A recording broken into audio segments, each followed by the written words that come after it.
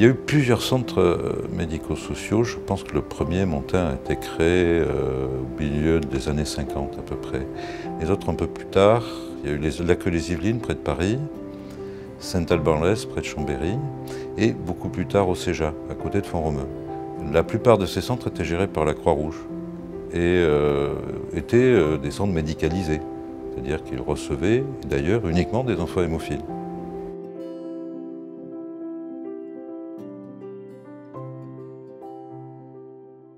Alors à quoi il correspondait? Je crois qu'il correspondait d'une part à un accès au traitement qui était loin d'être évident en dehors de Paris, en dehors de la région parisienne avec ses hôpitaux très performants. La prise en charge des patients hémophiles dans les années 60, 70 était très rustique encore.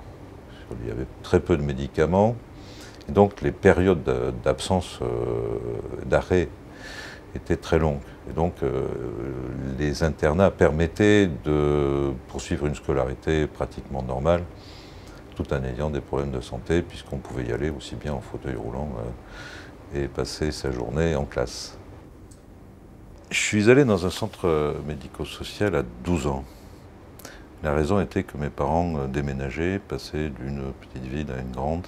Et j'avais eu quelques problèmes de santé. Donc la prise en charge par un centre de traitement était vraiment bien indiquée. On se mettait tout à coup à s'apercevoir qu'on n'était pas seul, d'une part, et c'était une surprise, une découverte. Et puis aussi, on s'apercevait que les camarades, qui avaient à peu près le même âge, ben, ils vivaient la même chose que vous.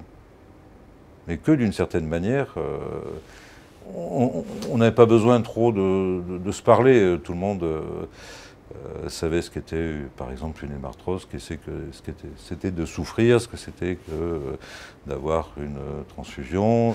Parfois, l'hémophilie n'étant pas très populaire, on ne parlait pas trop, même en famille. Et là, tout à coup, on se retrouvait dans une sorte de liberté qui était liée au fait que tout le monde était pareil. Et c'était là aussi une découverte. Nous étions séparés des familles. Bien évidemment, c'est un choc.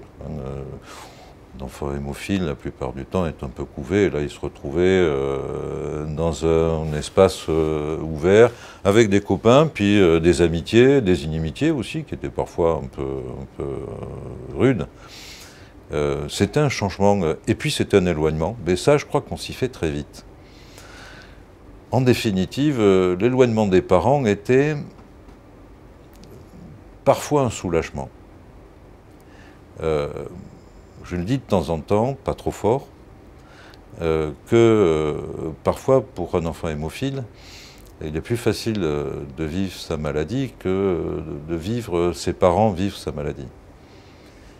C'est-à-dire que l'angoisse des parents, cette pression qui s'exerce, et qui s'est exercée beaucoup plus à l'époque, puisqu'à l'époque c'était fais pas ci, fais pas ça, tu vas te faire mal, etc. C'était une sorte d'angoisse permanente qui se reportait sur, évidemment, le jeune hémophile. Là, tout à coup, c'était une sorte de liberté. J'étais en première de lycée. Et j'avais, je pense, eu un arrêt style genou, hémarthrose de genou. Ouais, j'avais dû manquer quelques jours. Et ma prof de physique me dit, alors, Dubourdieu, vous avez fait vos devoirs, etc.